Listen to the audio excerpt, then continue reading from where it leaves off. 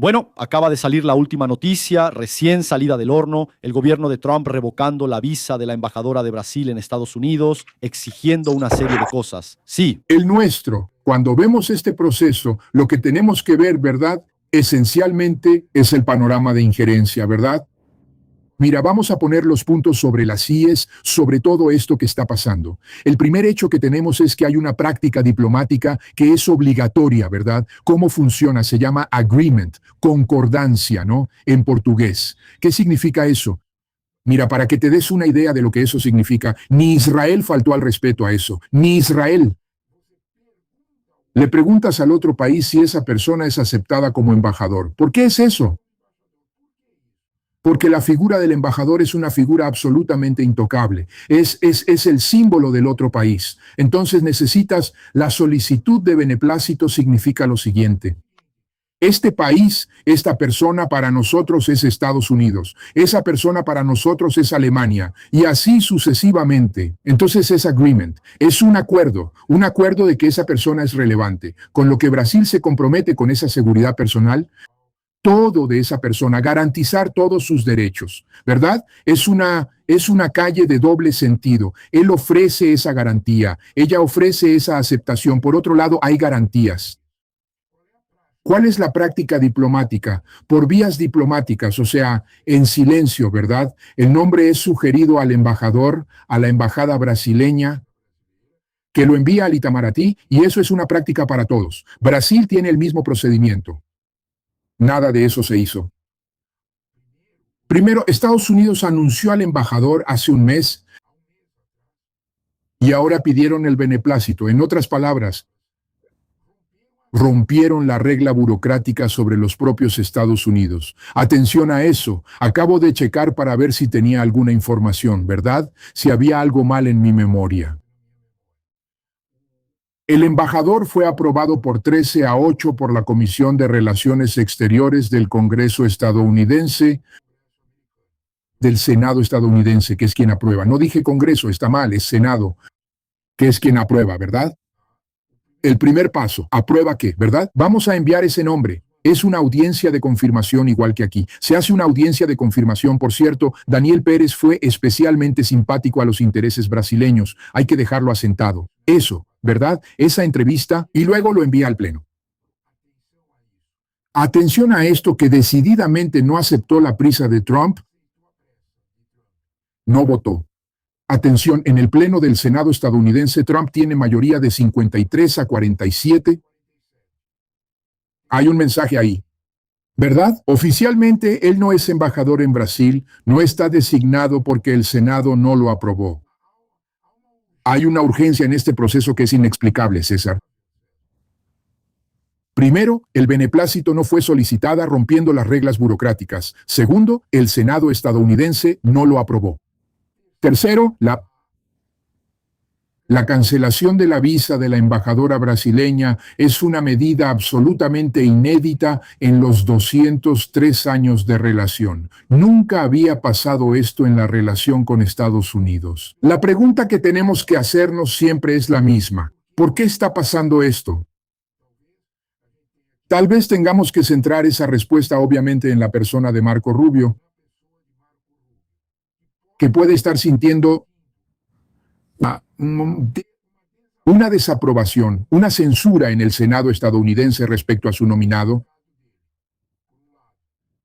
por un lado. Por otro lado, siente que no están siendo lo suficientemente eficientes las presiones de apoyo a la candidatura que él respalda. De ahí da un paso más para llamar un poco más la atención. Entonces, es evidente, y él pretende con eso. No hay otra palabra, ¿verdad? Hay una sensación de chantaje. Si ustedes conceden el plácet sin la aprobación del Senado, si ustedes conceden el plácet rápido, nosotros cancelamos la cancelación de la visa de la embajada brasileña, de la embajadora brasileña. Esa prisa puede entenderse por la ineficiencia de las presiones para el bien de una determinada candidatura y también puede entenderse por la eficiencia de la diplomacia profesional brasileña. Ellos no saben qué hacer con esa eficiencia. Nosotros desconocemos, voy a repetir, nosotros desconocemos esa eficiencia. No sabemos cuánto está actuando Itamaraty dentro de la sociedad estadounidense. Observe el número de diputados demócratas que hicieron declaraciones muy fuertes de apoyo a Brasil. Eso significa algo y eso irritó a Marco Rubio. No sabemos cuánto. La diplomacia empresarial brasileña está actuando junto con la diplomacia profesional, también irritando a Marco Rubio. Este panorama es complejo y puede señalar un hecho bastante consistente. La candidatura de Marco Rubio para la sucesión de Trump puede estar en este momento debilitada, de ahí la desesperación. Porque la no aprobación en el Senado es una fuerte señal de que una parte considerable de los senadores republicanos son mucho más fuertes que Rubio en la sucesión de Trump. Dicho esto, siempre me he preguntado, desde hace unos días, ya lo hemos comentado, sobre esa famosa gorra roja que Trump usó con el año de la próxima elección dentro de 2 años. ¿Por qué hizo eso? ¿Es porque está señalando que él será el candidato? No lo sé. Creo que lo que quiere decir con esa gorra es que seguirá siendo presidente hasta dentro de 2 años. No sirve de nada que la cúpula del Partido Republicano intente crear un sucesor mientras él siga ahí. Ese sucesor parece no ser Marco Rubio. Eso parece muy evidente. Otra perspectiva, ¿qué esperas en términos de respuesta del Itamaraty? Sabemos que el concepto básico de las relaciones internacionales, digamos así, es la reciprocidad. Lula mencionó eso varias veces a lo largo del último año, sobre todo a partir del tarifazo. Y también sabemos que es difícil aplicar la reciprocidad de manera efectiva cuando estás lidiando con una superpotencia, ya sea China, Estados Unidos, sobre todo esas dos. Pero ¿qué esperas en términos de respuesta? ¿La del Itamaraty, del gobierno federal? ¿Qué crees que sería adecuado y qué crees que efectivamente debe suceder en términos prácticos? Mira, primero, lo primerísimo de todo, el Itamaraty debe canalizar, y eso es lo que se va a hacer, la reacción por las vías diplomáticas. No será a través de los medios. Sospecho que no tendremos ninguna declaración explosiva de ningún representante del gobierno brasileño. Vamos a seguir la misma cautela que con las tarifas, idéntica. Tan eficiente fue la primera cautela que fueron medio revocadas, incluso por la Suprema Corte, pero al final revocadas. Trump consideró una serie de acciones. Sospecho que esa acción de Rubio vino porque la diplomacia brasileña está funcionando bien. Si no estuviera funcionando bien, él no necesitaría de eso. Eso es evidente. Entonces, por lo tanto, si está funcionando bien, nosotros vamos a usar una expresión muy nuestra, muy brasileña. No se cambia el equipo que está ganando. Y creo que el tono de la diplomacia brasileña está siendo bastante eficiente. Y creo que va a seguir en esa misma línea, en ese mismo camino. Porque no nos interesa ningún tipo de confrontación. La confrontación solo le interesa a quien tiene problemas, y quien tiene problemas es Donald Trump, no Brasil. Al contrario, Brasil tiene soluciones. Otra visión. Pero entonces, ¿cuál es el límite de este proceso? Porque si ellos continúan, por lo que todo indica, está bien. El argumento era que el oficial, al menos del trumpismo, es que Brasil está restringiendo la libertad de expresión de ciudadanos estadounidenses, que existe toda una cuestión relacionada con prácticas desleales a raíz del PIX. Es lo que él señala como lo más evidente, digamos así. Ahora, está muy claro que existe una cuestión, digamos, de interferencia inmediata en nuestra soberanía y que el objetivo final es desestabilizar la elección presidencial. Entonces, incluso me parece que esa vía diplomática y más ponderada, que demanda más cautela, me parece de hecho más adecuada, pero puede volverse insuficiente en algún momento, porque depende del nivel de la provocación. ¿Hasta dónde va esto? Esa es mi pregunta. Ese punto es exactamente eso. Siempre está dentro de la buena práctica diplomática. La función del diplomático es medir exactamente el tono de la respuesta, el sentido de la respuesta. ¿Verdad? Por ejemplo, ¿verdad? En las cosas que mencionaste que creo que son fundamentales. Por ejemplo, el PIX, ¿verdad? El PIX. Brasil recibió una defensa del PIX que es inédita, ¿verdad? El director del Fondo Monetario Internacional, atención, el FMI, cuya mayoría de votos es estadounidense, la mayoría del apoyo financiero es estadounidense, dijo que el PIX brasileño es un ejemplo para todo el mundo y que en nada afecta al dólar. Pero no soy yo quien lo dice, ni tú ni el ministro Durin, lo dice el Fondo Monetario Internacional, el FMI. Otros bancos estadounidenses dijeron lo mismo. Entonces no tiene sentido. En cuanto a la presión sobre la libertad de expresión, lo que se pretende es una interferencia en el poder judicial brasileño. No puedo, aquí lo que estoy diciendo, lanzar cualquier injuria o hacer cualquier acusación, sea quien sea, sin ser responsabilizado por lo que estoy diciendo. Eso es evidente. El honor ajeno es un bien tan valioso como cualquier otro patrimonio. No puedes usar, sea cual sea el medio de comunicación, para atacar el honor ajeno. Eso está en el Código Penal brasileño desde hace 150 años. Eso no es algo de ahora. Entonces, ahora porque cambiaste el formato en que ocurre ese ataque, dejaste de violar la ley. Disculpa, no es eso lo que pasa. Entonces no es libertad de expresión. No tengo la libertad de llamar a cualquiera ladrón o cualquier otra cosa. Primero necesito probar lo que estoy diciendo. ¿Verdad? Mucho menos puedo lanzar injurias, sea quien sea. Eso pasa todos los días, a cada momento, distribuido por los bots. Todo el mundo lo sabe.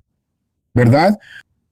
La legislación brasileña, cuando eso excede los límites mínimos, actúa porque el honor ajeno fue atacado. Eso no significa que le estamos restringiendo su derecho, lo estamos regulando. Eso para no decir cosas mucho peores, ¿verdad? Sobre el derecho social, basta una, ¿no? La pedofilia. Imaginar que tienes que dejar las redes sociales absolutamente libres es jugar con algo con lo que no se juega.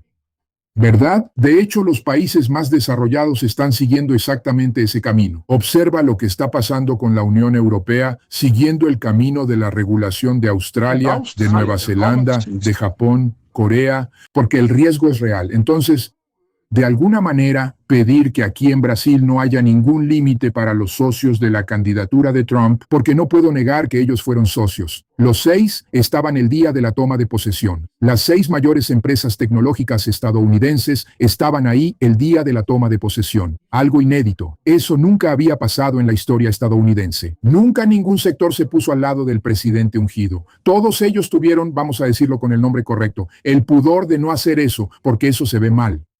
Se dejó de lado ese pudor y ellos fueron ahí y demostraron a todo el mundo que eran la base de la candidatura de Trump y de la toma de posesión de Trump. Trump está agradecido y dice que ellos no tienen que recibir ningún tipo de control aquí en Brasil. La Suprema Corte brasileña, obviamente, nuestro Supremo Tribunal Federal, obviamente desechó ese consejo, ¿verdad? Y actuó en contra cumpliendo la ley. Solo eso, ¿verdad? Entonces, por lo tanto, va a ser muy difícil que retrocedamos o demos marcha atrás en relación a este proceso, ¿verdad?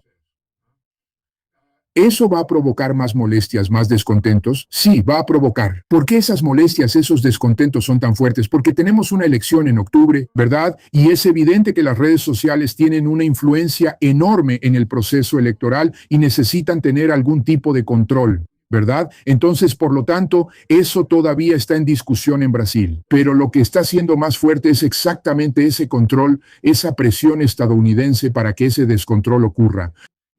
Y es evidente que tenemos que hacer la pregunta más simple del mundo. ¿A quién le interesa esto?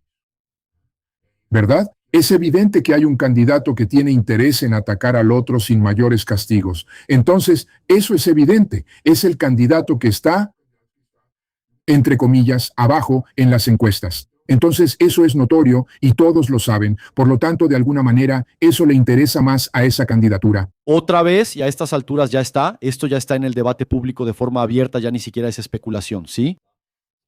La gente está considerando si existe la posibilidad de que Donald Trump llegue a no reconocer la victoria de Lula, cuestionando la legitimidad de las elecciones, la integridad de las urnas, todo ese discurso que el propio trumpismo utilizó en Estados Unidos. Desde la perspectiva de las relaciones internacionales, ¿cuáles serían las posibles consecuencias si Trump no reconoce y si esto puede? Esa es la provocación que quiero escucharte. Si esto puede generar reacciones similares, por ejemplo, de Javier Milei, me parece evidente que sí. pero de otros líderes de derecha de Sudamérica y América Latina en este momento. ¿Cómo evalúas eso? Mira, yo sospecho, ¿no?, que todo en esta vida tiene un límite. Y yo sospecho sinceramente que los intereses financieros, el bolsillo de los empresarios estadounidenses va a pesar. Todos sabemos que la parte más sensible del ser humano es el bolsillo.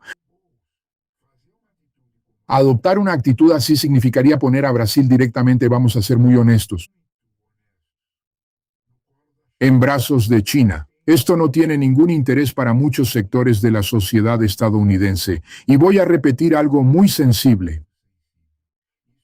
Esto no tiene ningún interés para los militares estadounidenses. Ellos comparten la seguridad del Atlántico Sur con Brasil. Si alguien piensa que eso no es importante, por favor piensen en la Segunda Guerra Mundial, cuando todavía no existía toda la tecnología que tenemos hoy, ¿verdad? Si alguien piensa que esto es banal, piensen que por primera vez en la historia recibimos en Río de Janeiro hace mes y medio el portaaviones estadounidense más grande, el Nimitz, con una maniobra con la Marina brasileña, con mando compartido, algo que nunca había sucedido. Observa que Brasil, en el auge de la crisis de las tarifas, recibió los helicópteros que había comprado a Estados Unidos y que no habían sido entregados. En el auge de las tarifas, los militares estadounidenses dieron o aprobaron, llegaron los primeros 4 y después llegaron los 8 de los Guaivas, golpes. Algo que el resto de América Latina no tiene. En otras palabras, ¿no? Yo pienso que una actitud tan intempestiva como esa no pasa. Primero. Segundo, una actitud tan intempestiva como esa, la elección brasileña, incluso la de la segunda vuelta, precede al 4 de noviembre. Las tensiones estarán muy fuertes y, de algún modo, eso va a perjudicaría a Trump, principalmente por todo lo que señalaría en cuanto al espacio para la acción china. Yo no creo mucho en eso, solo entonces únicamente por la secuencia de hechos que puede desencadenar.